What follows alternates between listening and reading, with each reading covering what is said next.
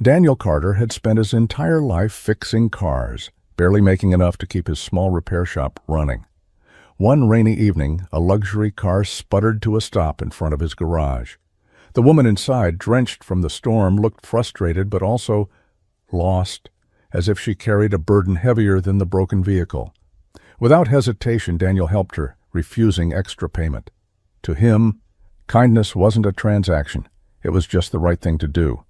What he didn't know was that the woman he had just helped wasn't just anyone. She was Eleanor Sinclair, a billionaire searching for something money couldn't buy, a man with a truly good heart. By the time Daniel realized who she was, his life would never be the same again.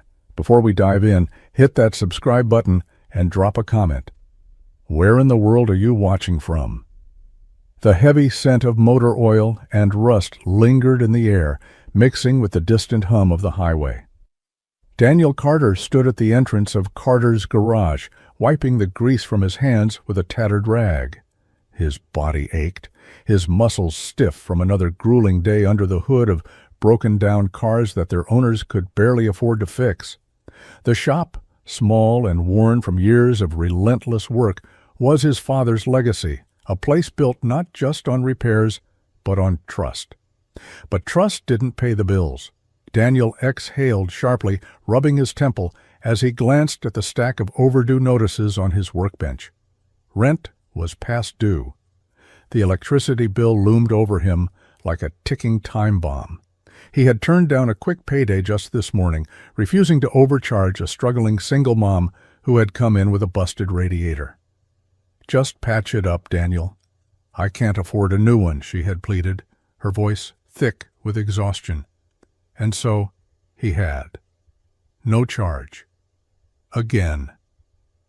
Now, standing alone in the dim light of the flickering garage sign, he wondered how much longer he could keep doing this. How much longer he could sacrifice his own stability for the sake of his conscience. A gust of wind rattled the half-broken door, and he shivered, rolling his stiff shoulders. It was late, past closing, but he wasn't ready to leave. Not yet. His hands craved the distraction of work, something, anything, to keep his mind from spiraling into the pit of financial anxiety. Just as he reached for his wrench, a sudden sputtering noise cut through the quiet night. Headlights flashed against the damp pavement, and a sleek, black luxury car limped into view, its engine coughing before shutting off completely. Daniel straightened, squinting against the rain as the driver's side door swung open. A woman stepped out. Tall, wrapped in a dark coat, her hair clung to her face, drenched from the storm. There was something about the way she hesitated, how she lingered beside the car, as if debating whether she had made a mistake coming here. She wasn't from around here. That much was obvious. Daniel tossed his rag aside and stepped forward. "Looks like you're having a rough night," he said, his voice steady, despite the chill. The woman exhaled, half laughing, half defeated. "You have no idea." He didn't, but he was about to. The storm had rolled in fast. The sky, once clear, was now a churning mass of dark clouds, lightning slashing through the night like jagged cracks in a broken mirror. Rain pounded the pavement, turning the road outside Carter's garage into a slick, glistening mess. Daniel Carter had been just about to lock up when the low, sputtering growl of an engine cut through the downpour. His head snapped up. The vehicle barely made it past the entrance before jerking to a halt, its headlights flickering like a dying breath. A black luxury sedan, its sleek body now drenched, steam rising from beneath the hood. Definitely not the kind of car that usually ended up at his shop. Daniel wiped his wet hands on his jeans, watching as the driver's side door creaked open. A woman stepped out. Even through the rain, he could tell she didn't belong in a place like this. She moved with an air of practiced composure, but there was tension in her shoulders, a hesitance in the way she glanced around, as if second-guessing her decision to stop here. Her dark coat was already soaked, strands of wet hair clinging to her face, her fingers tightening into fists, as she stared at her broken-down car like it had personally betrayed her. She cursed under her breath. Daniel took a slow breath. This wasn't some lost traveler looking for directions. This woman, whoever she was upset.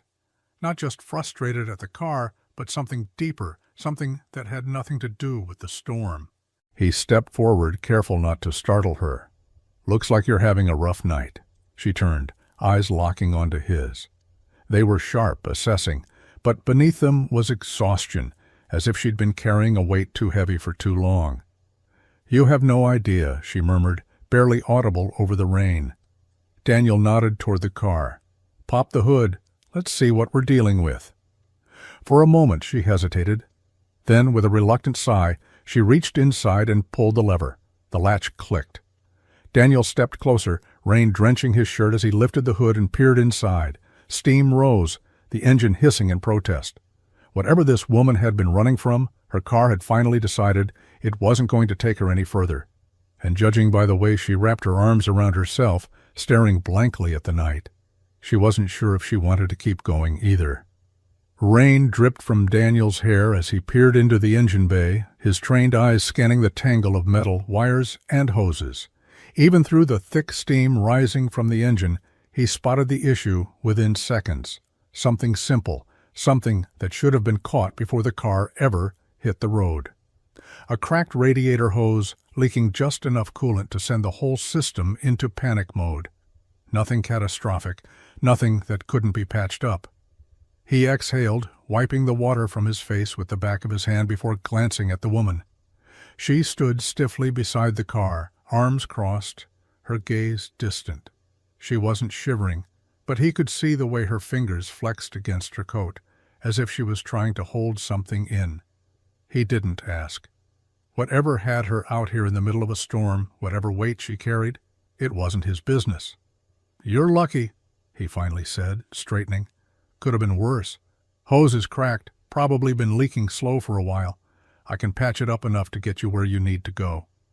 Her eyes snapped to his. "How long will it take?" 15, 20 minutes. She exhaled sharply, nodding. "Fine." She didn't say thank you. Not that Daniel expected it. He just grabbed his tools and got to work, ignoring the rain soaking through his clothes. His fingers moved quickly, cutting away the damaged section of hose, securing it tight with a temporary fix that would hold until she got a proper replacement. A job like this, a temporary fix, wasn't much. But the woman wasn't moving. She stood there, unmoving in the rain, watching him with an unreadable expression. "You can wait inside," he offered. "It's warmer." "I'm fine." Daniel didn't press. He just focused on his work, the rhythmic tightening of clamps, the slow drip of coolant mixing with the rain. Within minutes, the job was done. He wiped his hands on his jeans and closed the hood with a solid clank. "That should hold for a while," he said, stepping back. "You'll need a new hose soon, but you should be good for tonight." She pulled out her purse. "How much?" Daniel shook his head. "Don't worry about it." Her brows furrowed. "What?" "No charge." She blinked. "You just spent 20 minutes in the rain fixing my car. I can pay you." Daniel shrugged. "I know you can. But I didn't do it for the money." For the first time since she arrived, something in her expression cracked. Just for a second, a flicker of confusion, maybe even disbelief. "You're serious?" "I wouldn't be standing here drenched if I wasn't." Silence. She stared at him like he was some kind of puzzle she couldn't quite figure out. Then, with a slow nod, she slipped her wallet back into her purse. "Thank you," she said quietly. Daniel just gave a half smile. "Drive safe." She didn't leave right away. She lingered, hands gripping the wheel, eyes flicking to him through the rain-streaked window before she finally pulled out of the lot. And as Daniel stood there, watching the taillights disappear into the night, he had the strangest feeling. That wasn't just another customer, and this wasn't the last time he'd be seeing her. Eleanor's fingers drummed absently on the leather steering wheel as she pulled her car into a quiet spot across the street from Carter's garage. She hadn't planned to come back, not like this, not this soon. And yet, here she was, parked in the shadows, watching through the rain-speckled windshield as Daniel moved through his small, cluttered shop working on another beat-up car. She had told herself she was only here to make sure the fix had held, but that was a lie. Something about him had unsettled her that night, not in a bad way, but in a way she couldn't quite explain. She had met men who threw money around like it meant nothing, who only did things for others when there was something to gain. But Daniel, he had helped her without hesitation, without expectation. Who did that? A bell jingled as an older man hobbled into the shop, shaking the rain off his coat. Eleanor couldn't hear what was being said, but she saw the way Daniel greeted him, like an old friend rather than a customer. The man handed him a set of keys, speaking with tired eyes and hesitant movements. Then Eleanor saw it, the quiet exchange, the subtle shake of Daniel's head, the way he clapped a reassuring hand on the man's shoulder. He was refusing payment. Again. She frowned. Daniel disappeared into the garage bay, already getting to work, and Eleanor leaned back in her seat, exhaling slowly. This place was nothing like her world. It was small, simple, worn at the edges, but it felt full, alive. There was no pretense, no one trying to prove their worth with expensive suits or desperate charm. And Daniel, he belonged here. She didn't understand it. For years, she had been surrounded by men who flaunted their wealth, who whispered empty promises over candlelit dinners, who viewed kindness as a weakness. And yet, here was this man, standing in the cold, grease on his hands, drenched in rain and responsibility, and somehow he seemed richer than any of them, a mechanic, a man who had nothing and yet somehow had everything. She should have driven away. Instead, she stayed, watching, wondering. The rhythmic clanking of metal echoed through the shop as Daniel tightened the last bolt, his fingers moving with practiced ease. He barely noticed the grease on his hands anymore, just another part of him, like the scars on his knuckles or the calluses on his palms. Across the shop, Eleanor stood near the workbench watching him. She had asked him a question, something simple. Why do you do it? At first he had shrugged off the question, brushing it aside like oil on a rag. But she didn't let it go, so now, as he wiped his hands clean, he let out a slow breath and answered. "This garage," he said, motioning to the old walls, the mismatched tools, the faded sign that still bore his father's name, was never supposed to be mine. Eleanor tilted her head slightly, intrigued but silent, letting him speak. "My dad built this place from nothing, came to this town with empty pockets and a toolbox. People told him he wouldn't make it, that he should work for someone else, punch a clock, chase a paycheck. But he refused. He believed in doing things right, not just fast." Daniel's gaze flickered toward the far corner of the shop where an old rusted wrench sat on a shelf, untouched but never forgotten. "I used to sit on that stool over there when I was a kid, watching him work late into the night. He never turned anyone away, even when we barely had enough to keep the lights on. He told me once that money was a tool, nothing more, that a good man never lets greed decide what kind of work he does." His jaw tensed slightly, a shadow crossing his face. "He died 6 years ago, heart attack, just collapsed right over there." He gestured to the garage floor, the memory of that night still fresh despite the passing years. Eleanor didn't look away. She didn't fill the silence with empty words. She just listened. "I took over after that," Daniel continued, his voice quieter now. "Not because I wanted to, but because I couldn't let this place die with him. Thought maybe I could keep it running the way he did, but I learned real fast that honesty doesn't make you rich."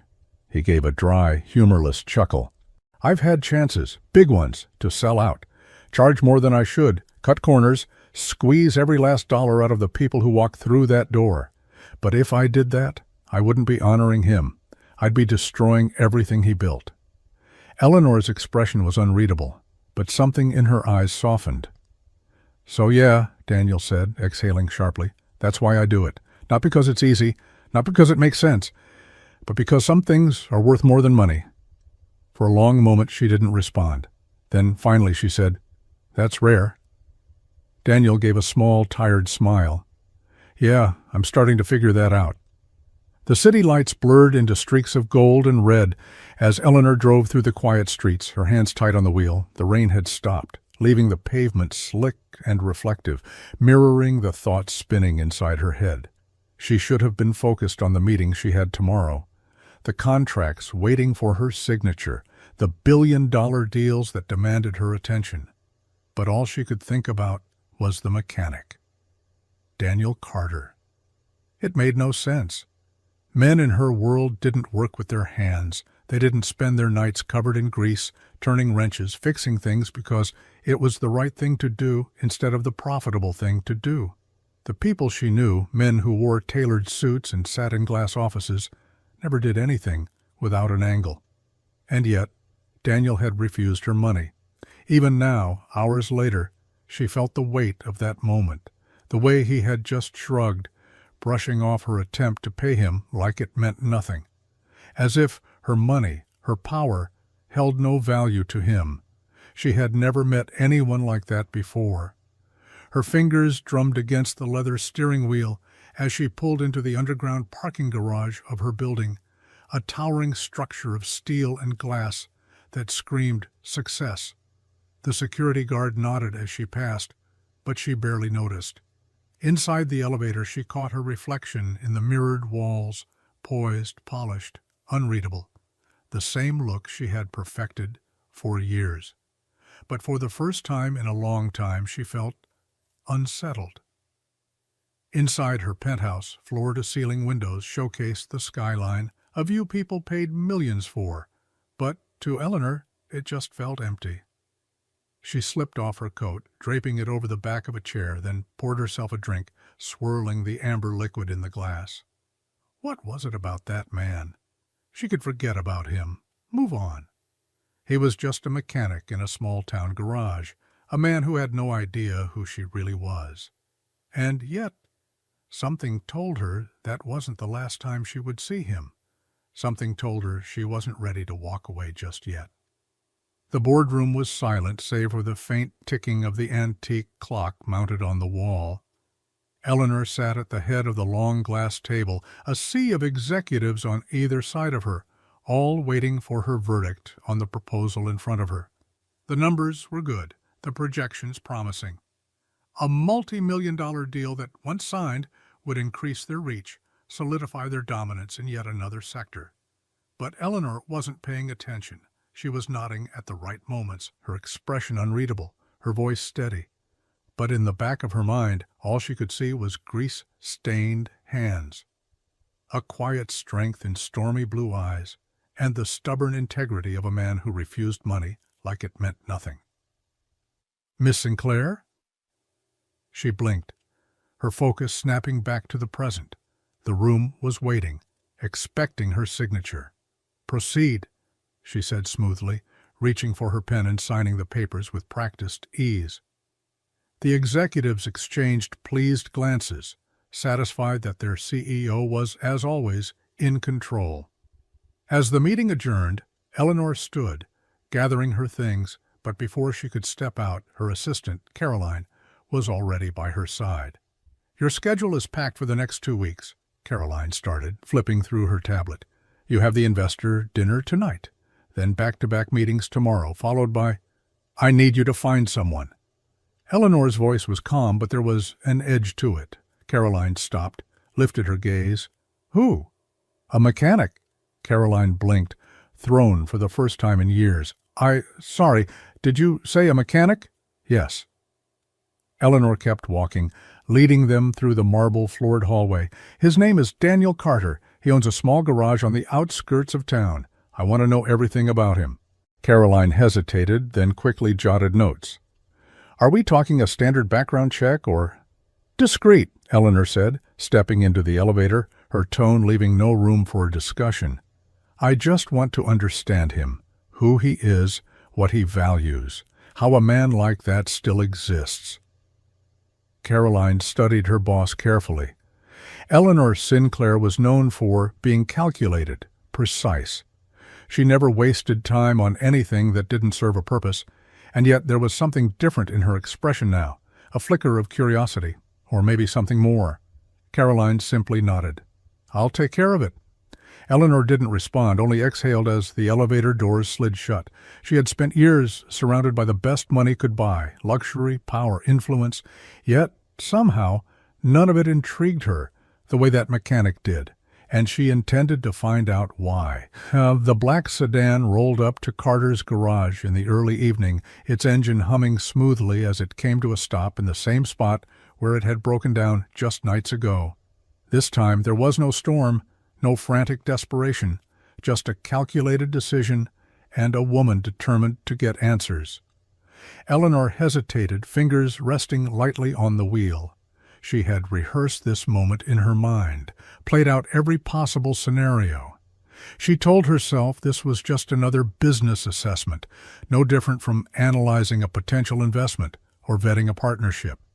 Except this time, the asset she was scrutinizing wasn't a company. It was a man, Daniel Carter. She took a breath, exhaled, and stepped out of the car. Inside the garage, Daniel was bent over the open hood of an old pickup truck, hands deep in its engine, his forearms streaked with oil. He didn't look up immediately, only muttered something to the teenager standing beside him, a local kid who seemed to be learning the trade. "Pass me the wrench." "No, the other one." The kid handed it over, and with a few precise movements, Daniel tightened something under the hood before finally straightening. His gaze flicked towards Eleanor, brows lifting in mild surprise. "Well," he said, wiping his hands on a rag, "didn't think I'd see you again so soon." Eleanor kept her expression neutral, tilting her head toward the car. "It's making a strange noise." Daniel arched an eyebrow. "What kind of noise?" "A clicking sound." It was vague enough to sound believable, though she had no idea if cars even made clicking sounds when something was wrong. Daniel's eyes narrowed slightly, but he didn't question it. Instead, he sighed and tossed the rag over his shoulder. "Pop the hood. Let's take a look." She did as he asked, watching as he leaned in, inspecting the engine with the same careful precision she had seen before. His fingers traced along the belts and hoses, his brow furrowing. After a long pause, he stepped back and looked at her. "There's nothing wrong with your car." Eleanor froze. Daniel didn't look smug or accusatory, just tired, like he had seen this before. "Are you sure?" she asked, keeping her tone light. He exhaled, running a hand through his hair. "Yeah, I'm sure. Everything's fine." He studied her for a moment, then added, "You don't have to make up car trouble if you just wanted to stop by, you know." Eleanor's pulse ticked up, but she didn't let it show. Instead, she simply shrugged. "So you're not going to charge me for wasting your time?" Daniel let out a short laugh, shaking his head. "Not my style." And just like that, she had her answer. He was exactly who he seemed to be. The question now was, what did she do with that? Daniel was already moving on. Whatever game Eleanor was playing, he wasn't interested in it. He wiped his hands on the rag slung over his shoulder, giving her a small, knowing look before turning his attention back to the old pickup truck on the lift. "Let me guess," he said, voice dry. "You're going to tell me you suddenly remembered the clicking noise?" Eleanor folded her arms, watching him carefully. "You're really not going to charge me anything?" Daniel exhaled, shaking his head with an easy shrug. "Nope." She studied him, searching for any sign of hesitation, any flicker of regret in his eyes. But there was nothing. No resentment, no frustration, no feeling of being cheated. Just a man who didn't seem to care about squeezing every dollar out of the people who walked into his garage. The door jingled, and both of them turned as a frazzled woman stepped inside, cradling a little girl against her hip. The child, no older than 4, had her face buried in her mother's shoulder, her tiny arms curled around her neck. "Daniel, I know I'm late on the last payment," the woman started, her voice shaking, "but my car won't start, and I don't have anyone else to—" Daniel waved her off before she could finish. "Renee, stop. It's fine." "Where is it?" The woman hesitated, glancing at Eleanor as if only now realizing someone else was in the shop. Eleanor recognized that look. embarrassment, desperation. It was the kind of expression she'd seen too many times at corporate meetings when struggling businesses came to beg for last chances. Daniel didn't bat an eye. He was already moving, grabbing his jacket. "Let me get my toolbox. I'll take a look." "Daniel, He turned back, his voice softer this time. "Renee, I got it. Don't worry about the money right now. Let's just get you back on the road, yeah?" The woman's eyes filled with gratitude, and she nodded, blinking fast. Eleanor said nothing, only watched as Daniel grabbed what he needed and disappeared out into the cold. This man, this mechanic, who had nothing, kept giving. And for the first time in years, Eleanor felt something unexpected crack through the armor she had built around herself, something she couldn't quite name. The invitation was simple, almost too casual to be taken seriously. A text, just one line. "Daniel, I'd like you to join me at a small gathering tomorrow night. Nothing formal, I promise." It was sent after hours when the city lights glittered coldly against the sky, and Eleanor sat alone in her penthouse, staring out into the night. There was a tension in her chest, an inexplicable pull toward the man she barely knew, but whose actions had unsettled her in ways she couldn't ignore. She told herself it was just curiosity, nothing more. She was simply testing him, seeing how someone like him would react to a world so far removed from his own. She needed to know if he could blend in, if his kindness was genuine or just a mask.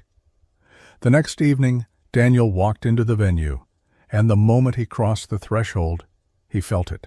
The shift, the weight of the place settled over him like a cold blanket, making him uncomfortable in a way he couldn't shake.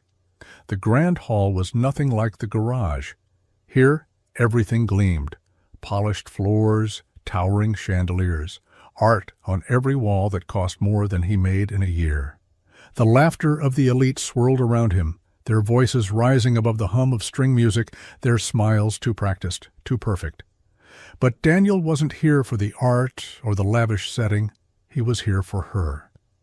Eleanor stood across the room, a picture of elegance. Her dress shimmered in the soft light, the kind of gown that told you everything you needed to know about wealth, status, and power. She spotted him and smiled, a hint of something he couldn't place in her expression. "Daniel?" she greeted, her voice smooth, but her eyes were sharp as ever. "I'm glad you could make it," he nodded, his gaze scanning the room before settling back on her. "I wasn't sure what to expect." Her smile deepened, but there was something more in it now, something that made his stomach tighten. "You seem to be fitting in just fine."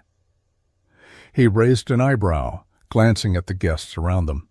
"I'm not sure I'd call this fitting in." Eleanor chuckled softly, but it didn't reach her eyes. "It's just a gathering, Daniel. Nothing more." The room felt like it was closing in on him as she led him further inside, introducing him to faces he knew only by reputation. He shook hands with men whose names meant millions, exchanged polite pleasantries with women whose beauty was rivaled only by their apparent indifference. Every word, every smile felt calculated. And then Eleanor did it. She placed him right in front of the most powerful man in the room, the one who ran half the city's assets, the kind of man whose handshake was more valuable than most people's entire lives. Daniel didn't flinch, didn't try to play the part. He simply held out his hand, meeting the man's eyes with the same unwavering honesty that had defined him all his life. Eleanor watched it all with quiet intensity, her heart twisting in a way she wasn't prepared for. This wasn't the man she expected. She had been waiting for him to falter, to be overwhelmed by the wealth around him. But he wasn't. He wasn't fazed. And for the first time, Eleanor felt her walls start to crumble. Daniel stood at the entrance of the lavish hall, the thick gold-framed doors looming in front of him like an invitation he wasn't sure he wanted to accept. He wasn't used to places like this, places where the air was thick with perfume and the clinking of crystal glasses. The guests drifted around him in their designer suits and flowing gowns, all carrying the weight of their wealth like it was a cloak they wore to ward off the common folk. And here he was, in his worn leather jacket and boots that had seen better days, feeling like a fish caught in the most foreign of waters. He adjusted the collar of his jacket, trying to make himself less conspicuous, but it didn't work. The walls seemed to close in around him, and every polite glance from the others felt like a quiet judgment. He had never been someone who cared about appearances, but this was different. As he walked further into the room, the music from the string quartet seemed to grow louder, the conversations around him growing more distant, like he was hearing everything from behind glass. He could see Eleanor across the room, effortlessly fitting in, as if she had been born into this world, greeting everyone with the practiced ease of someone who had never felt out of place. Her eyes scanned the room, catching sight of him, and she smiled.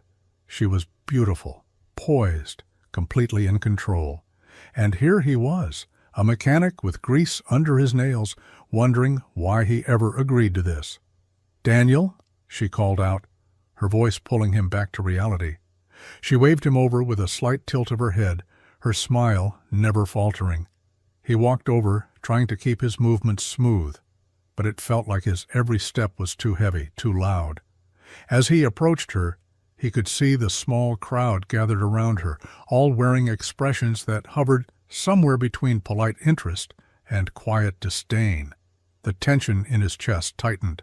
"Don't worry," Eleanor said softly, her voice low enough that only he could hear. "You're doing fine." Daniel wanted to believe her, but he couldn't shake the feeling that he didn't belong here. Every inch of him screamed that this wasn't his world. These people didn't fix cars for a living. They bought them, traded them, drove them for status.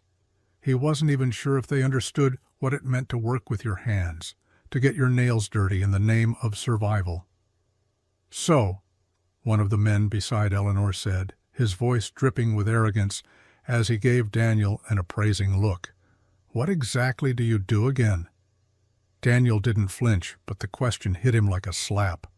"I fix cars," he said simply, his voice steady, though inside his nerves were raw. The man smirked, as if trying to suppress a laugh. "Oh, how quaint."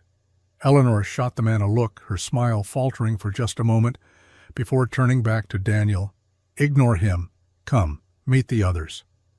But as they walked through the crowd, Daniel felt more and more like an outsider, an illusion of civility wrapped around a truth he couldn't escape.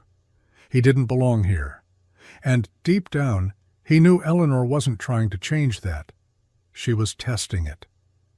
The room pulsed with energy, the sharp laughter of the wealthy mingling with the soft strains of the orchestra. The guests surrounded Eleanor, a circle of polished smiles and well-practiced charm, all trying to outdo one another, to secure a word with her, a moment of attention. They spoke with the ease of those who had been born into the game, their voices smooth and rehearsed, as if they had learned from the best. Their gestures were deliberate, their postures immaculate. The men wore expensive suits with crisp lines, while the women glided in gowns that shimmered with status. And then there was Daniel. He stood slightly apart from them, trying his best to seem invisible, to avoid the sharp glances and the subtle mockery. The laughter around him felt hollow, like the sound of a well-rehearsed play. Every word seemed calculated, every smile just a little too wide. No one spoke to him, no one even acknowledged his presence, not unless they were sizing him up, as if trying to place him. What could a mechanic from nowhere possibly have in common with people like them? "I've had chances, big ones, to sell out. Charge more than I should, cut corners, squeeze every last dollar out of the people who walk through that door. But if I did that, I wouldn't be honoring him. I'd be destroying everything he built." Eleanor's expression was unreadable, but something in her eyes softened. "So yeah," Daniel said, exhaling sharply. "That's why I do it. Not because it's easy, not because it makes sense, but because some things are worth more than money." For a long moment she didn't respond. Then finally she said, "That's rare." Daniel gave a small, tired smile. "Yeah, I'm starting to figure that out." The city lights blurred into streaks of gold and red as Eleanor drove through the quiet streets, her hands tight on the wheel. The rain had stopped, leaving the pavement slick and reflective, mirroring the thoughts spinning inside her head.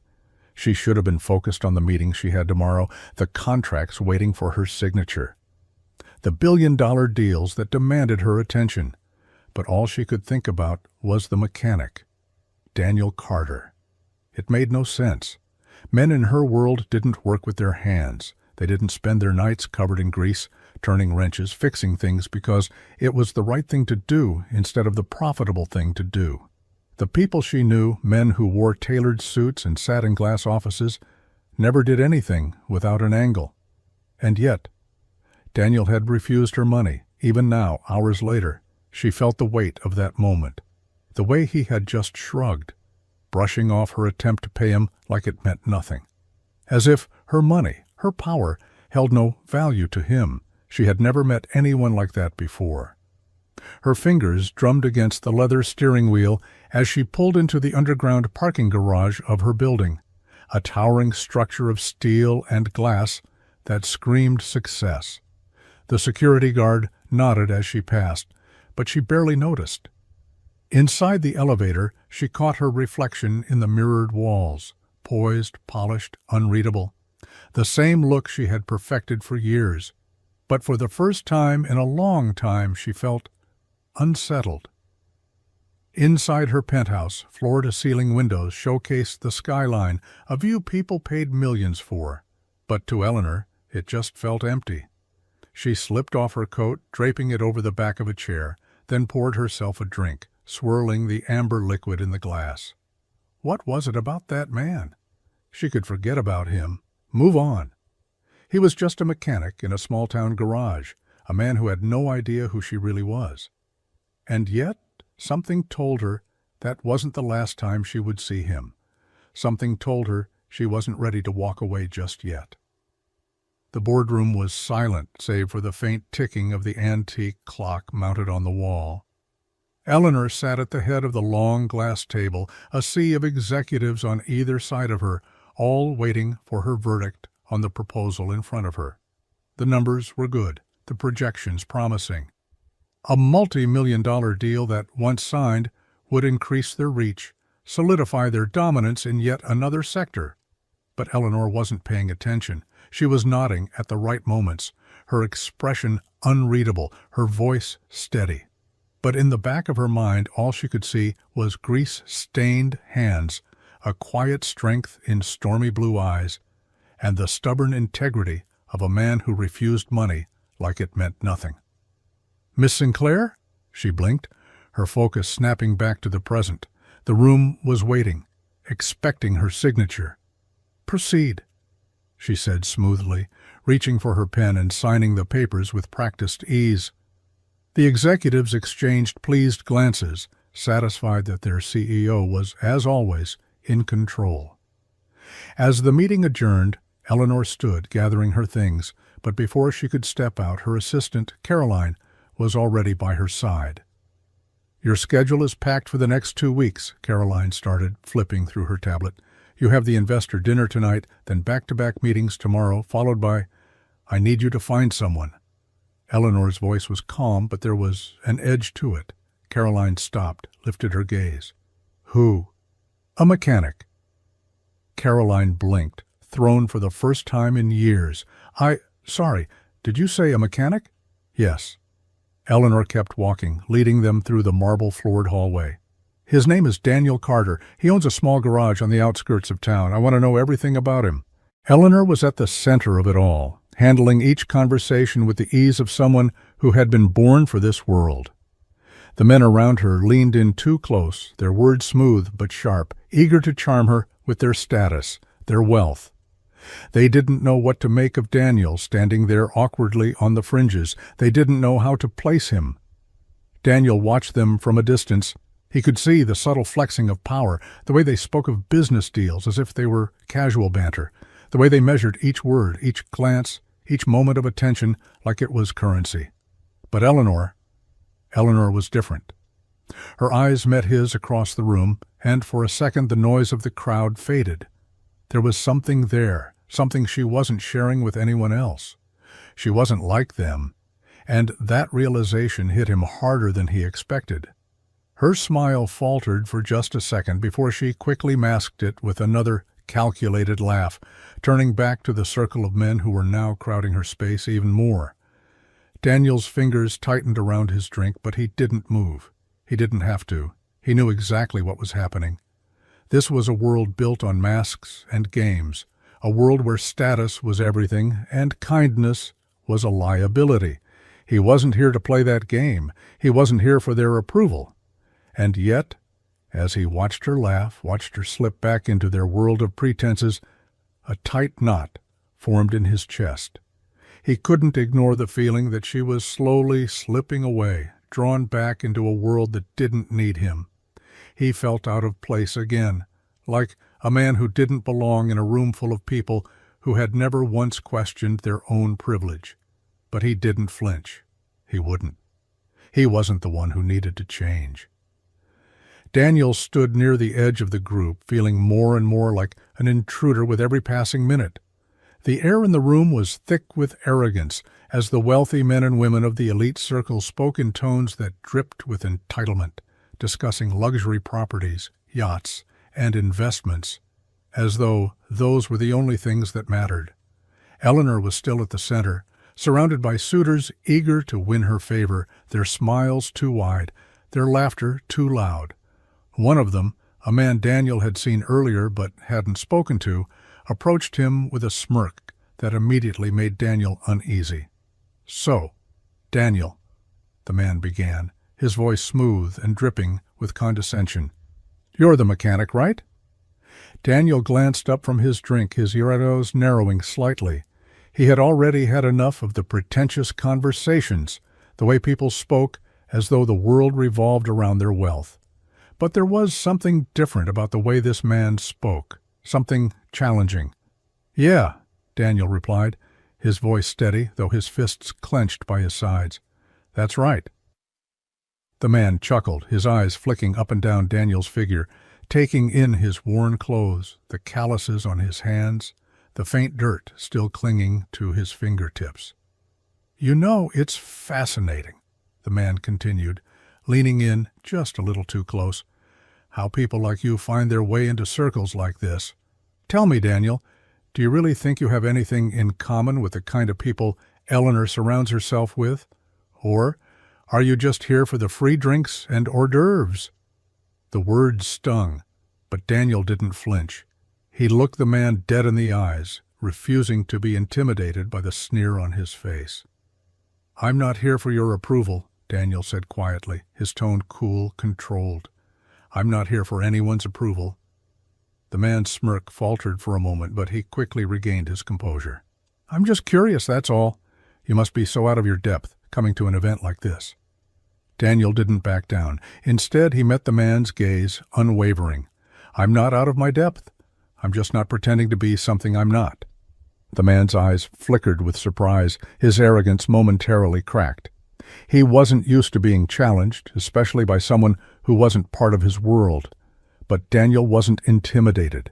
He wasn't going to play by their rules or fit into their idea of what success should look like. Eleanor, standing nearby, watched the exchange with an unreadable expression. Daniel could feel her eyes on him, but he didn't look at her. This wasn't about her anymore. It was about standing his ground, proving that no matter how much wealth or status a man had, it didn't define his worth. The man opened his mouth to say something more, but Daniel turned away, taking a slow step back. He didn't need to say anything else. In that moment, Daniel realized something important. This wasn't about the money or the power. It was about who you were when no one was watching. Eleanor stood across the room, watching Daniel as he moved through the crowd. There was something about him, something that stood out against the backdrop of polished suits and forced smiles. While the others around him played their games, talked their business, and subtly vied for attention, Daniel moved with a quiet confidence that was impossible to ignore. He wasn't trying to impress anyone. He didn't need to. Her gaze lingered on him longer than she intended. He was leaning against the wall now, talking to one of the waiters, his voice low and steady, never raising in pitch or volume. Even in a room full of the richest people she knew, Daniel was in his element, calm, collected, and somehow completely unbothered. For the first time, Eleanor saw him as more than just the mechanic who had helped her that night. He wasn't some accidental part of her world. He was a presence, something grounded and steady in the midst of chaos. The other men in the room were loud, their voices carried, booming over everyone else, trying to dominate the conversation. Their eyes flickered to Eleanor constantly, seeking her approval, gauging her reaction, pretending to be something they weren't. But Daniel? He didn't look for approval. He didn't need her to validate him. It made her uncomfortable. She wasn't used to being around someone who didn't care about status, someone who wasn't trying to climb some invisible ladder, someone who wasn't obsessed with the next deal, the next opportunity. He wasn't here to please anyone. He wasn't here to impress her. And that realization hit her harder than she expected. As she watched him across the room, a shift happened inside her. She wasn't sure when it started. Maybe it was when he first helped her, refusing to take her money, or when he stood his ground against the arrogant man who mocked him. Maybe it was just watching him stand quietly in a room full of pretension, never bending, never showing the slightest sign of discomfort. Eleanor had spent years building a life surrounded by people who followed the rules, people who understood that the game was always about power, influence, and wealth. She was no different. But now, in the midst of all that, she saw Daniel, quiet, honest, unassuming, and something about him shattered the world she had spent so long crafting. The men who surrounded her with their sharp words and calculated moves seemed small in comparison. She hadn't realized how hollow their presence was until now. She didn't need them. She didn't need the status, the empty conversations, the games. For the first time, she realized that maybe, just maybe, she had been looking for something deeper all along. Her eyes stayed fixed on Daniel, and she felt a pull, a tug in her chest that she couldn't explain. He wasn't like anyone she had ever met, and the more she watched him, the more she realized she didn't want him to be. The check arrived without warning, slipped quietly under the door of Carter's garage early one morning. Daniel didn't see it at first. The day was already moving fast. Another car needing repairs, another customer who couldn't afford much but still relied on him to fix their car. Daniel was used to the grind. It was a familiar routine, late nights, early mornings, and keeping the lights on by sheer determination. But this morning, there was something different. When he opened the envelope, a slip of paper fluttered out. At first, he thought it was just another bill, another overdue notice. But when he saw the amount written on the check, his heart skipped a beat. $1,000. It was a lot for a man like him, more than he made in a week. And it came with no return address, no name, just the number, no note, no explanation. His first instinct was to toss it. He didn't want anyone's pity, certainly not some anonymous handout. It was the last thing he needed. If he took it, what did that say about him? That he couldn't make it on his own? That he needed charity to survive? No. He wouldn't be a part of that world. But as he stood there holding the check, the weight of it pulling at his chest, a thought nagged at him. The handwriting on the envelope. It was familiar. The sharp, delicate strokes, the precise way each letter was formed, felt almost like a signature. He shoved the check back into the envelope and went about his day, his mind racing. He couldn't understand it. Who would do this? As the day wore on, the shop quieted for a moment, and Daniel took a breather, leaning against the counter. His mind drifted to Eleanor. She had been on his mind more and more lately, ever since that night she'd come into the shop with the fake car problem. She had seemed so different, so out of place in her world of wealth. He had seen the way she watched him, the way she kept her distance, like she was trying to understand him, to figure him out. Could it be her? No, he dismissed the thought immediately. She didn't owe him anything. And besides, she had more important things to deal with, people who were far more important than a mechanic in a rundown garage.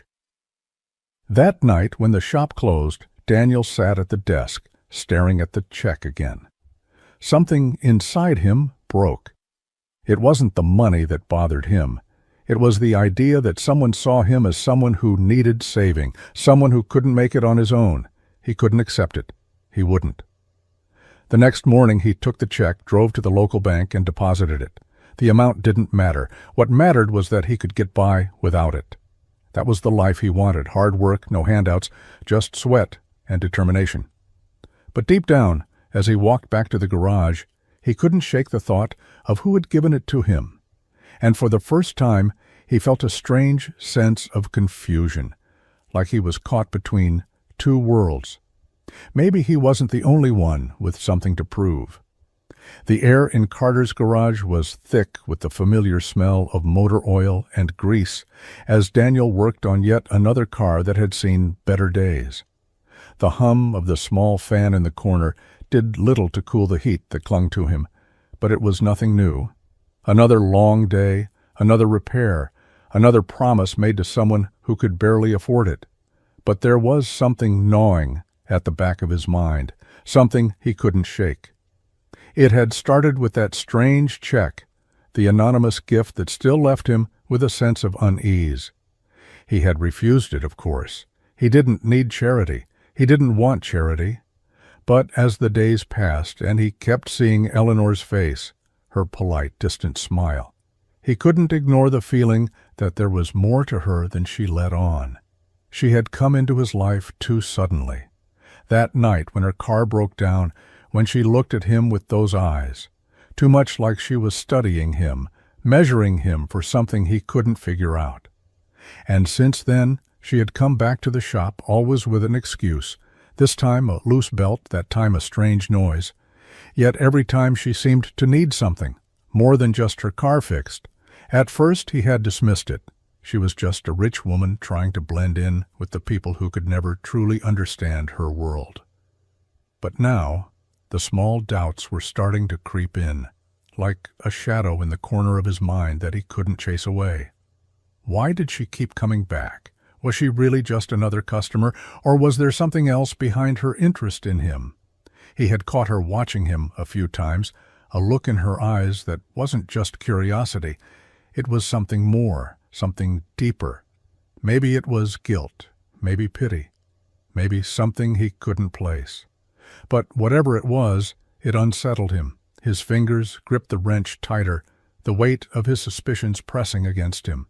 He couldn't understand why someone like her, someone who had everything, someone whose life was built on power and control, would care about a mechanic in a dusty old garage.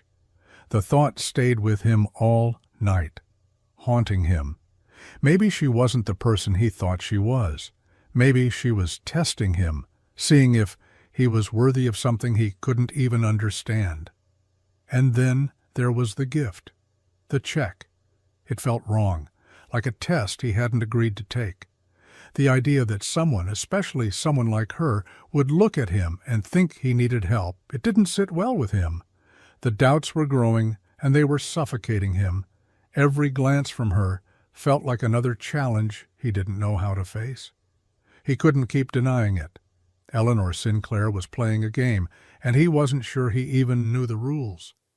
It was late when she came in. Daniel had just finished locking up the garage for the night, the low hum of the city outside filling the silence. He was ready to call it a day, ready to put the events of the past week behind him. The gift, the strange behavior, the nagging suspicion that something wasn't right. It had all been eating away at him. He was just about to pull the door shut when he saw her again. Eleanor. She stood outside, framed by the dim streetlight, her silhouette barely visible against the rain. For a moment, Daniel hesitated. He had been avoiding her, had been convincing himself that he didn't need to know what she was really after. But there she was, looking as out of place as ever, standing in front of his shop like she belonged here, like she had any right to be part of his world. She didn't say anything at first, just stood there, her eyes fixed on him, as if waiting for him to make the first move. "Not your usual place to be, is it?" Daniel asked, the words sharp, more defensive than he intended. Eleanor gave a small smile, but there was no warmth in it. "I know you've been avoiding me," she said quietly, taking a step forward, her heels clicking against the wet pavement. "And I understand why." He didn't say anything, just watched her with a wary gaze, trying to piece it together. Why was she here? What was it she wanted from him? She paused, the tension between them hanging thick in the air. Then, with a deep breath, she finally spoke. "I'm not just some rich woman looking to throw my money around," she said, her voice calm but laced with a vulnerability that caught him off guard. "I'm not here to play games or make myself feel good by helping the little people. I didn't come here because I needed something from you, Daniel. I came because I needed something from myself." His heart skipped a beat. What's that supposed to mean? Eleanor looked away for a moment, her gaze drifting to the garage behind him. She hesitated, as if weighing whether to reveal more, but finally her eyes met his again. "I'm a billionaire," she said, her voice almost too quiet. "You probably guessed that already. But what you don't know is that I've spent my life surrounded by people who only care about what I can give them, my wealth, my status. They're all interested in the things I can provide, the power I represent. I've been alone for so long, Daniel, alone in a crowd of people who don't know me, who don't even care to know the real me." Daniel stood still, the weight of her words pressing on him. It felt like she was laying herself bare, exposing parts of herself she'd never shared before. "I didn't expect anything from you," she continued, her voice a little stronger now, but still full of rawness. "I didn't want your money.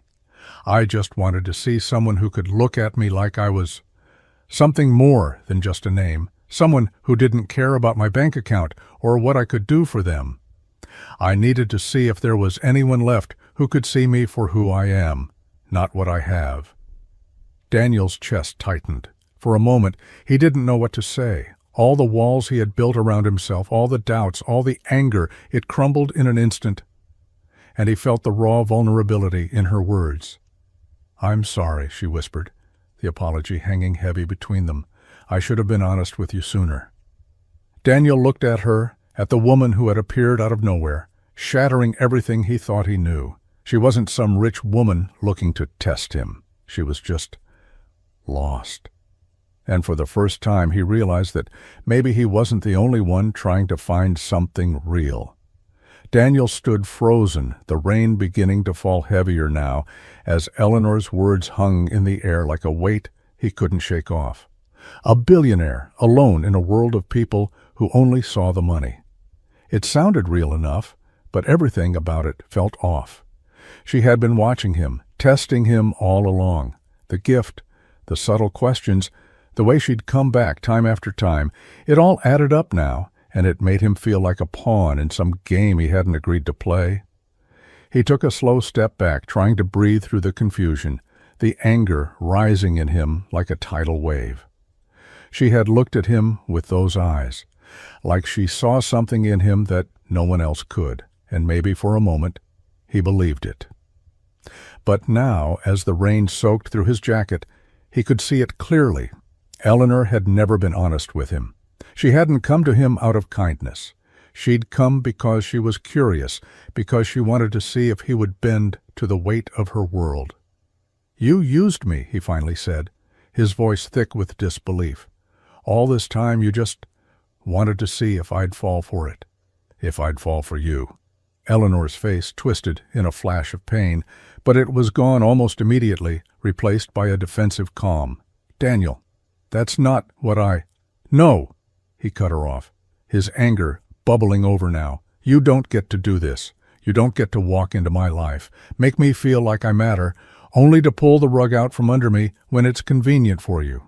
The words stung, and she took a step back, her eyes wide with surprise. He could see the hesitation in her, the way she was trying to understand, to justify her actions. But it didn't matter. He was done listening. Daniel ran a hand through his hair, frustration building in his chest. "You've been nothing but a reminder of everything I can't have. You walk in here with your perfect life, your perfect world, and pretend like any of it means something. I'm not a project. I'm not a charity case for you to fix." She opened her mouth, but he held up a hand, silencing her. "Don't. Don't say anything else. I don't know who you are anymore." Without another word, Daniel turned and walked away, each step heavier than the last, his heart pounding in his chest. He didn't look back, not when he heard her calling his name, not when he heard the desperate edge in her voice. He didn't trust her anymore. The walls he had built around himself were stronger now than ever, and no matter how hard she tried, no matter how much she claimed she wanted something real, it didn't change what she had done. The cold rain hit his face, but it didn't wash away the bitter taste of betrayal. He kept walking, faster now, trying to escape the knot in his stomach, the voice in his head telling him he had made a mistake. But he didn't want to listen. He couldn't. Because for the first time in his life, Daniel was starting to wonder if trusting anyone, especially her, was ever really worth it. Eleanor stood in the cold rain, watching the fading silhouette of Daniel as he disappeared down the street. Her heart pounded in her chest, each beat feeling heavier than the last. She had tried to explain, tried to tell him the truth. But now, as the distance between them grew, she realized how badly she had messed up, how everything she had feared, everything she had tried so hard to avoid, had come to pass. She had pushed him away, and she could feel it deep in her gut. She had been so wrapped up in her own world, so desperate for something real, that she hadn't stopped to consider what her actions were doing to him. The thought hit her like a slap. What if he was the one person who had ever truly seen her? Not the wealth, not the status, not the name that opened doors, just her. Eleanor Sinclair, a woman trapped in a life where everyone wanted something from her, and no one ever bothered to ask what she needed. She had been so sure that if she played the game right, if she could just show him who she really was, he'd understand. He'd see the woman underneath all the layers of expectation and illusion, but now she saw it.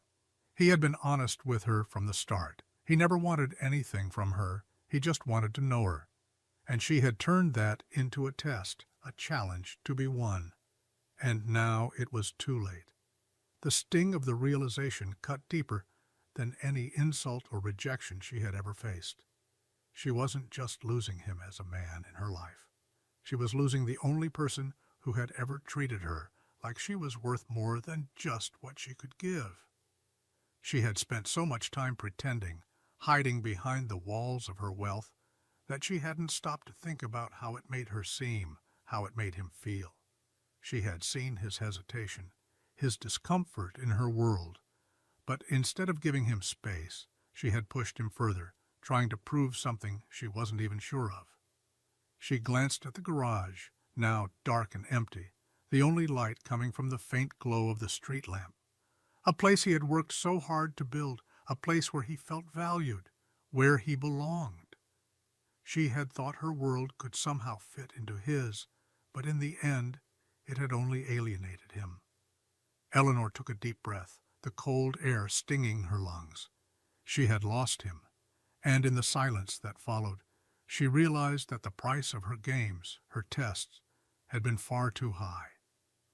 The rain had finally stopped, but the heavy feeling in Daniel's chest remained. He hadn't gone home right away. Instead, he found himself at the old diner just outside of town, sitting in a booth by the window, watching the world pass by. The street lights cast long shadows, but all he could see was Eleanor, her face, the way her words had twisted into something he couldn't untangle. He wasn't sure why he came here. Maybe he needed to clear his head. Maybe he needed to figure out what went wrong.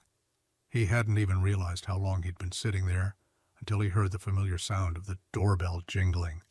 Tom, an old friend from high school, slid into the booth across from him, a grin on his face despite the fact that Daniel had barely looked up when he walked in.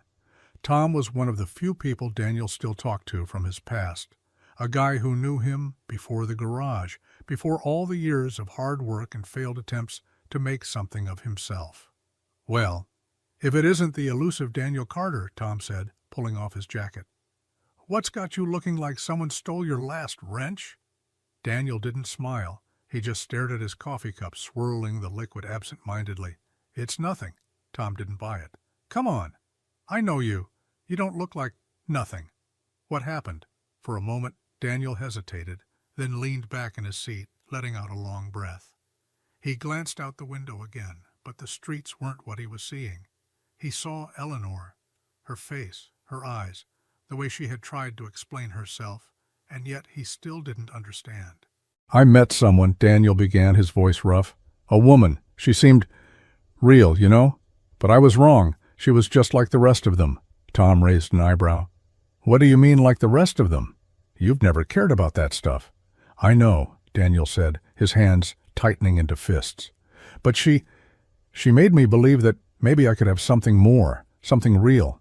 She came into my life, acted like she understood me, and then just pulled away. It was like I was some kind of test, a project, and now I'm questioning everything. Tom watched him, his expression softening. You're thinking too much, man. People screw up, sure. Hell, I've done it 1,000 times, but you can't let one person ruin your whole idea of what's real. Daniel shook his head. I don't know. Maybe I should have just given her a chance. You don't owe her anything, Tom replied firmly. You did what you thought was right. You didn't let her take advantage of you, and that's something most people can't say. You walked away because you saw something wasn't right. That's not weakness, Daniel. That's strength.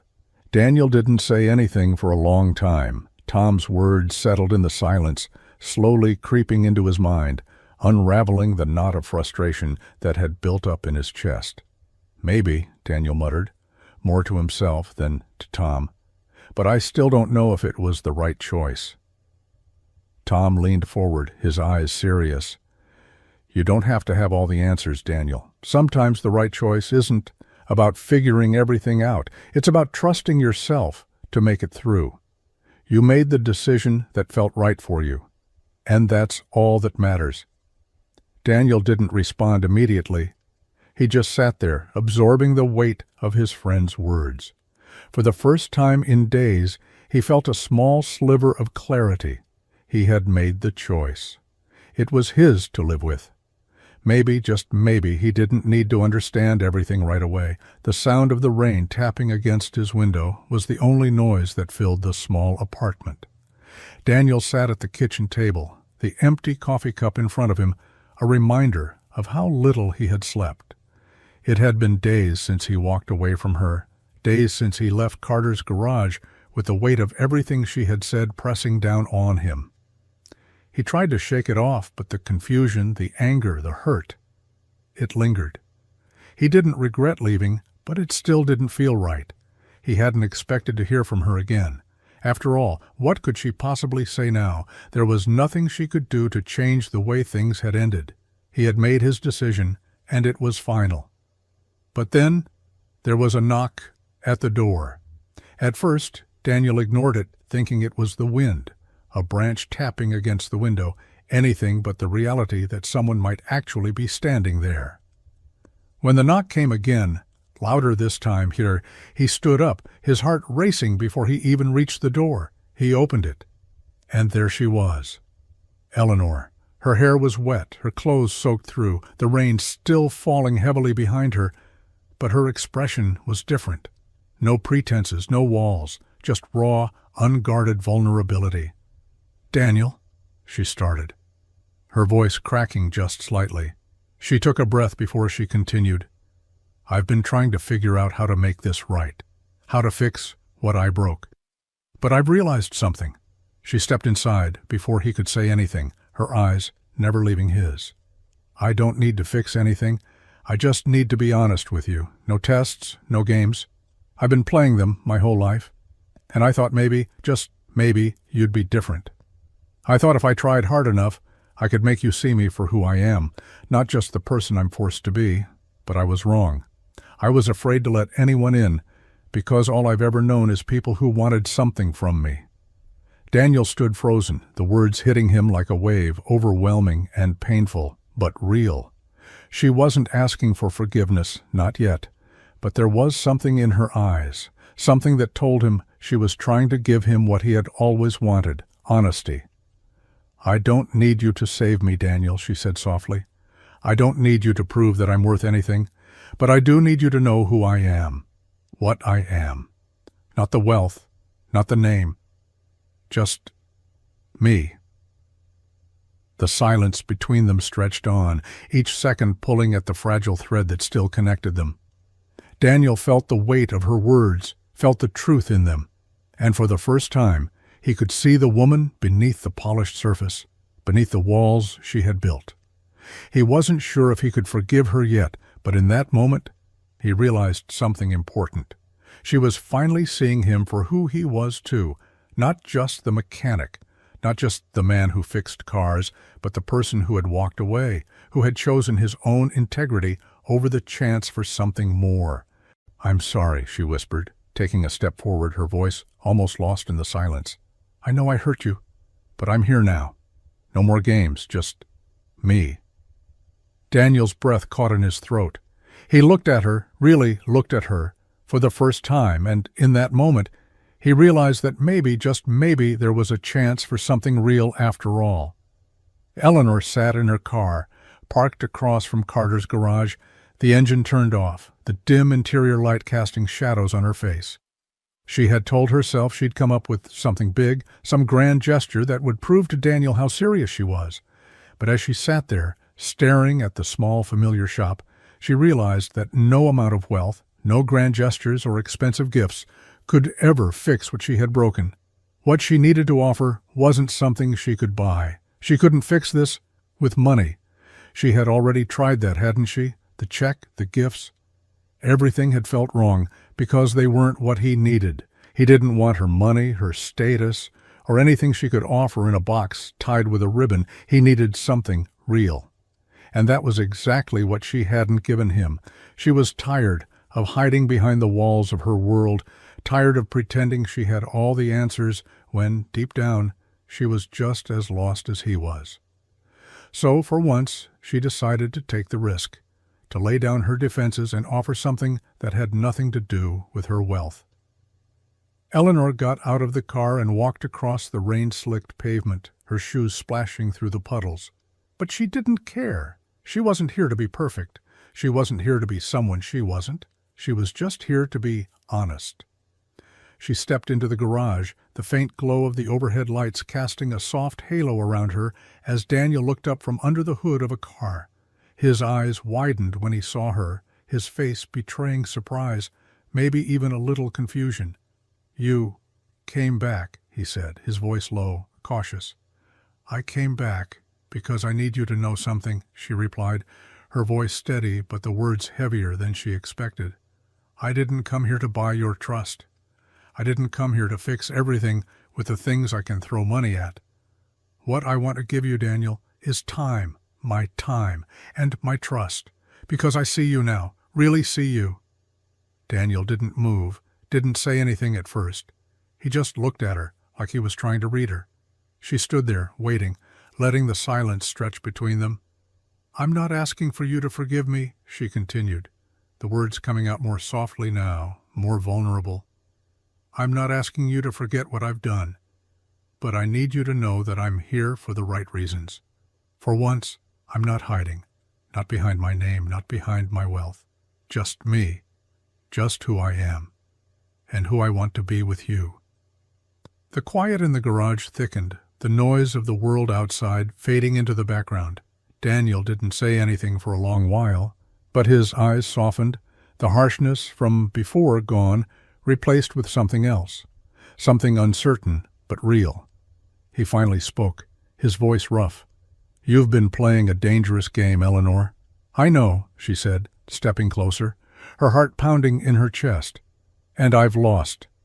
But I'm not playing anymore. If you'll let me, I want to be someone real in your life. No more games, no more tests. Just me and you, for however long it takes." Daniel didn't answer right away, but for the first time, she didn't need him to. She could see it in his eyes, the way he was processing, the way the walls he had put up were slowly starting to crack, and that was enough. For now.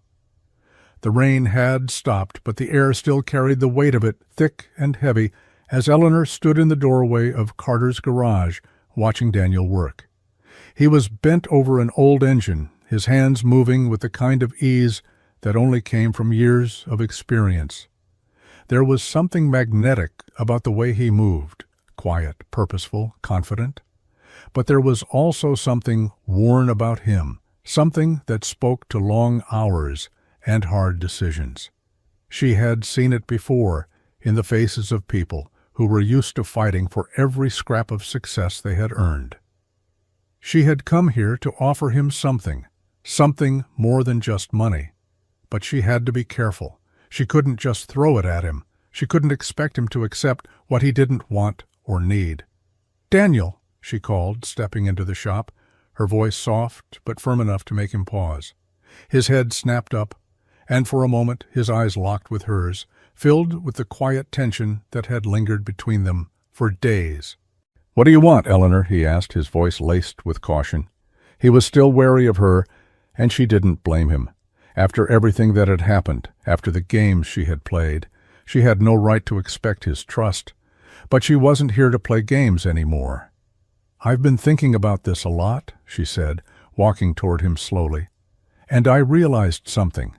You don't need charity. You don't need me to throw money at you and fix your problems. What you need is a partnership."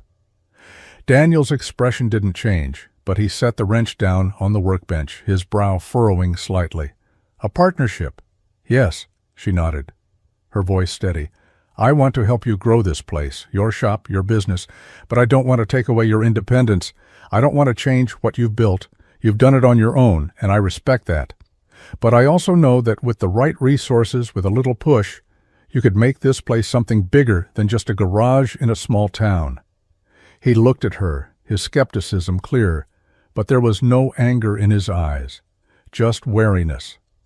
"What kind of push are we talking about?" "I'm not talking about handing you a check or buying you out," she said, stepping closer, feeling the weight of every word she spoke. "What I'm offering is something more. I want to help you expand, reach more people, but I want you to have control over how it happens. I want to invest in the business, not just as a financial backer, but as a partner. You make the decisions, you set the pace. I'll support you in whatever way you need, but this is yours. Always yours." He was quiet for a long moment, and for a fleeting second, Eleanor wondered if she had made a mistake, if he would walk away from the offer and from her once again. But then, slowly, he spoke. "Why? After everything, why would you want to do this for me?" "Because I believe in what you've built here," she said, her voice quiet but filled with conviction. "And I believe in you. You've worked harder than most people I know, and I want to see you succeed, not because of what I can give you, but because of what you can do on your own." Daniel met her eyes, and for the first time since she'd walked into the garage, she saw something shift in him, a crack in the armor he had worn so tightly for so long. "I'll think about it," he said, his voice rough but not dismissive. "But I'm not going to make any promises." "I'm not asking you to," she replied. "I'm just giving you the choice." And in that moment, Eleanor realized that maybe, just maybe, she had finally given him something real, something that didn't come with strings attached, something he could trust. The first time they worked together, it wasn't about business. It wasn't about her money or his mechanics. It was about something else entirely, something neither of them had expected when they first met. They were standing side by side, their hands covered in grease, the engine of a 1960s Mustang in pieces on the workbench in front of them. Eleanor had insisted they start with something simple, a car that needed more than just repairs, something that could be used to help people who couldn't afford to fix their own cars. She had come up with the idea weeks ago, but only now, standing in the middle of Carter's garage, did it feel like it was really happening. She wasn't just a wealthy woman trying to fix everything with a check. And he wasn't just the mechanic with a small-town shop trying to keep the lights on. Together, they were doing something real, something bigger than both of them. They were breathing life back into a car that would go to someone in need, a single mother who couldn't afford a new vehicle, a veteran who had been saving every penny just to get by.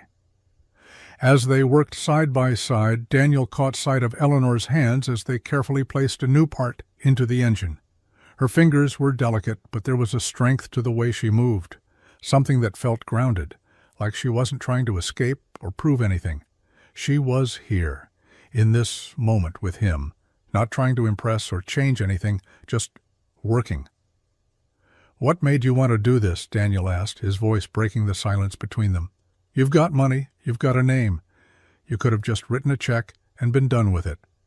Eleanor paused, wiping her forehead with the back of her hand. "I've spent so much of my life surrounded by people who only care about what I can give them. This feels different. It feels real." She looked up at him, meeting his gaze. "I've been given so many things that don't mean anything. I just wanted to do something that mattered." Daniel didn't respond right away. He focused on tightening a bolt, not wanting to show her the tightness in his chest, the strange feeling in his gut that this was it. This was the moment. He had never imagined that he'd find someone like Eleanor, someone who didn't just want to save the world with money, but who genuinely wanted to help, who could see beyond the surface. And in that moment, he realized something. They were both here for the same reason, not for the fame or the wealth or the recognition, but to do something that made a real difference, to restore something, whether it was an engine, a car, or a life that had been broken. By the time they had finished the Mustang, it wasn't just a car anymore. It was a symbol of what they had built together, a partnership not defined by who had what, but by the willingness to work together and give something back. The car was no longer a project. It was a reward, a real one. And it wasn't just for the person who would drive away in it. It was for both of them. The morning sun cast a warm glow over Carter's garage, but Daniel didn't notice it. He was too focused on the work ahead. It wasn't the same small, cluttered shop he had inherited from his father anymore. This place was growing, evolving, and it wasn't just because the cars were getting more expensive or the repairs more complex. It was because Daniel had finally realized that he didn't need to stay stuck in the same cycle. The first thing he did after Eleanor's offer was to take a step back and breathe. She had given him a choice, a chance to take the business to the next level, but she hadn't tried to control it. She hadn't shoved money at him or asked for anything in return. It was a partnership, a real one. She had shown him that with the right support, with a little bit of guidance, he could actually make this work without compromising what he valued. He started small, new tools, a better layout in the shop. He used the knowledge Eleanor had given him, the strategies she had shared, but it was all on his own terms. No investors, no strings. He was building this business with his own hands, just like his father had done. But this time, he wasn't doing it alone. The space expanded, the walls slowly filling with the hum of new engines and the familiar scent of motor oil, but the shop still felt like home. It still had that same grounded, hands-on energy. But now, there were customers waiting in line, and the phone was ringing more often. The jobs were getting bigger, more complex, and so was his team. He hired a few extra hands, local guys who shared his vision, and weren't afraid to get dirty. But it wasn't just about the business anymore. It was about building something that meant something, something that would make a real difference in his community.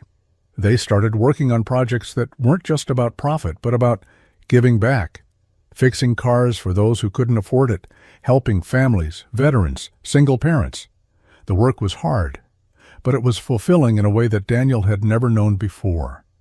One evening, as he stood outside his shop, watching the glow of the lights reflecting off the wet pavement, he finally allowed himself to feel something he hadn't in a long time: hope. For the first time, Daniel knew that this, his garage, his work, his community, wasn't just a means to an end. It was a place where he belonged, where he could be proud of what he had built. Eleanor had given him the space to grow, but it was him, his hands, his work ethic, his integrity, that had turned this place into something new. He didn't need her money, not anymore. What he needed was the freedom to make his own decisions, and that was exactly what he had now. And as the sun dipped below the horizon, casting a soft orange glow across the garage, Daniel finally understood. This was his rebirth.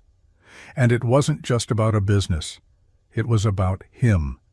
And for the first time in a long time, he felt like he was exactly where he was supposed to be.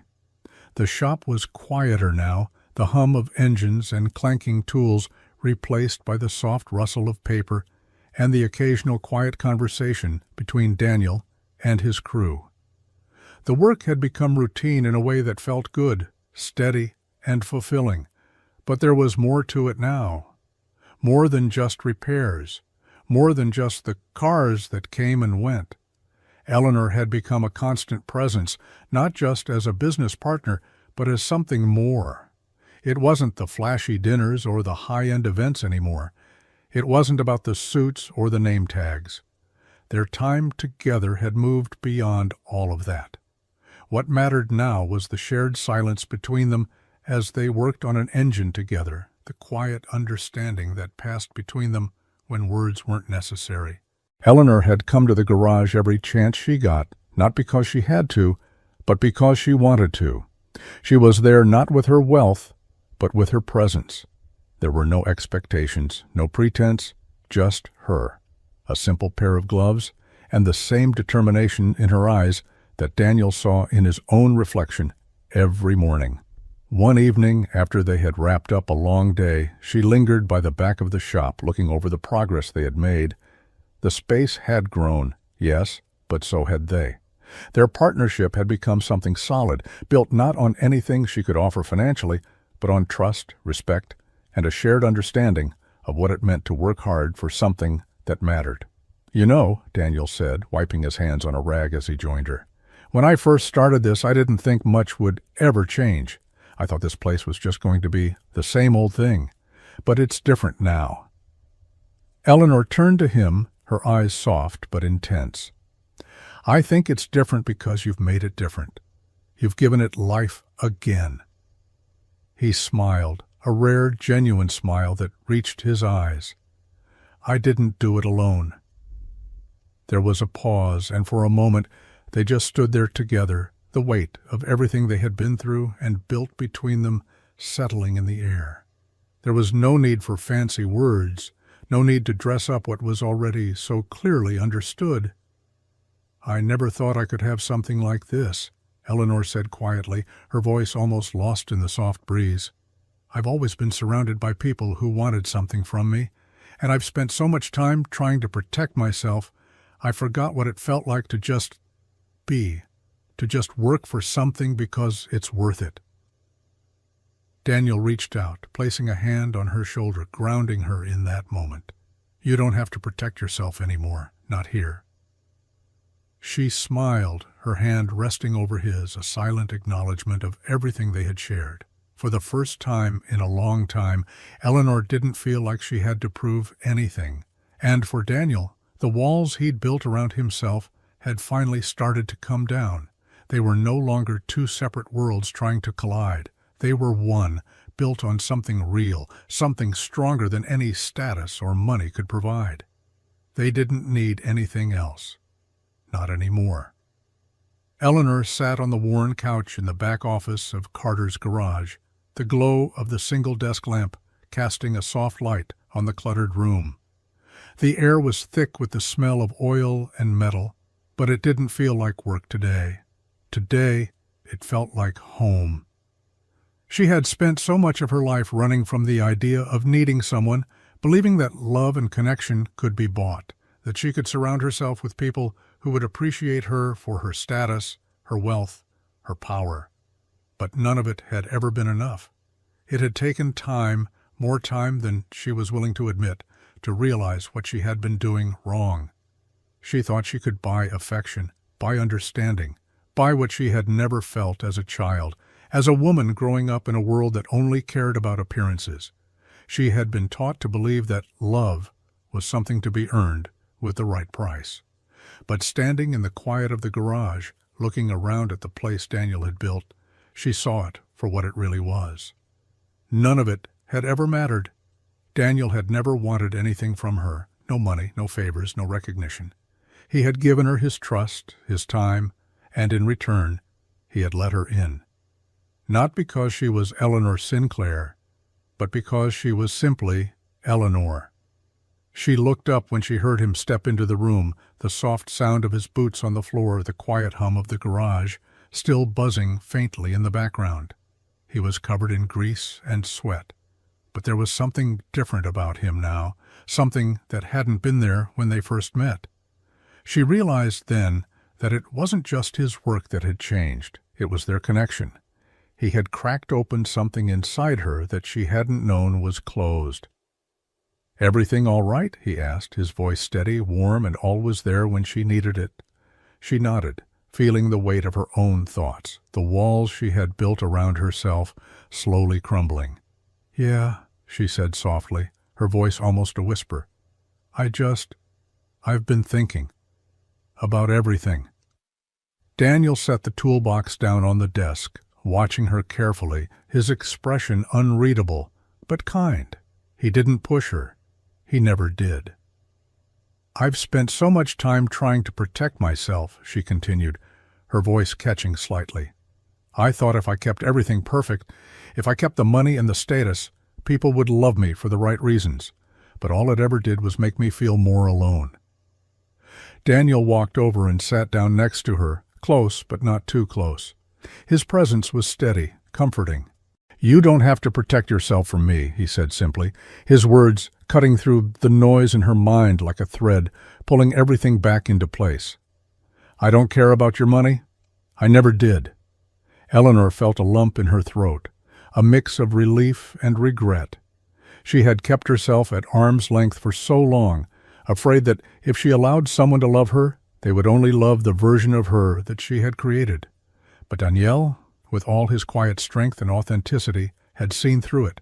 "I know," she said, her voice barely a whisper, "and that's the only thing that matters." They sat in silence for a long moment, the weight of her confession hanging in the air, and for the first time Eleanor felt something inside her shift. She wasn't just a woman with money. She wasn't just a woman with a name that opened doors. She was someone worth loving, someone who could love without the price tag. And in that moment, she realized that all the wealth in the world meant nothing without someone to share it with, without someone who saw her not for the things she had, but for who she really was. The garage was quiet that evening, the usual hum of machinery replaced by the soft rustling of papers and the faint sound of the wind tapping against the windows. Daniel stood near the back of the shop, his hands covered in grease, as he carefully worked on an engine, his mind somewhere else entirely. It had been a long day, a good day, but his thoughts kept drifting to her, the woman who had walked into his life unexpectedly, shaking up everything he thought he knew about himself, about love, about trust. Eleanor had been with him through it all. She had seen him at his lowest, when he was drowning in debt and doubt. And she had stayed, not because she had to, but because she wanted to. Slowly, their relationship had grown into something deeper, something real, something that couldn't be measured by money or status. It was about the work they did together, the shared vision, the quiet moments when words weren't necessary, when the only thing that mattered was the feeling of being seen for who they really were. He wiped his hands on a rag, his heart pounding in his chest. He had something important to do. He walked to the back shelf where a small box sat hidden under some old blueprints. Inside was a ring, no diamonds, no extravagant stones, just a simple band with a small, carefully crafted piece of metal on it. It was a ring made from an old wrench, a symbol of where it all began, this shop, his work, their shared journey. He had spent weeks on it, melting down the old wrench, shaping it into something beautiful, something that represented the transformation they had gone through together. It was imperfect, just like them, but it was theirs. Eleanor had always told him that money meant nothing without love, that real wealth came from the heart, from the connections we make with others. He didn't need a diamond to prove anything to her. What mattered was the life they had built, the trust, and the partnership they had forged in the midst of it all.